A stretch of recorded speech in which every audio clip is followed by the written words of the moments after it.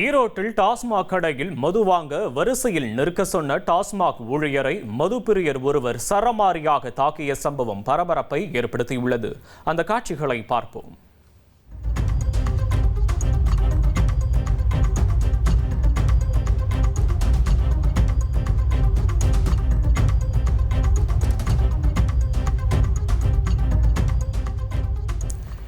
ஈரோடு மாவட்டம் சூலை பகுதியில் செயல்பட்டு வரும் டாஸ்மாக் கடையில் நேற்று இரவு அதிக அளவில் கூட்ட நெரிசல் ஏற்பட்டுள்ளது.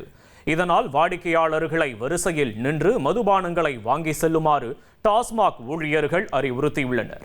இதனால் ஆத்திரமடைந்த மதுப்பிரியர் ஒருவர் டாஸ்மாக் விற்பனையாளர் சொக்கு முத்துவை சரமாரியாக தாக்கியுள்ளார்.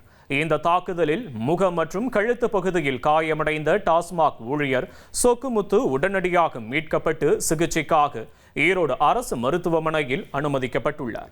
இந்த சம்பவம் குறித்து மது வாங்க வந்த இருவரை பிடித்து போலீசார் விசாரணை நடத்தி வருகின்றனர். இனி செல்லும் இடமெல்லாம் செய்தி. தந்தி டிவியின் வாட்ஸ்அப் சேனலை ஃபாலோ பண்ணினா செல்ல இருக்கும் இடமெல்லாம் செய்தி.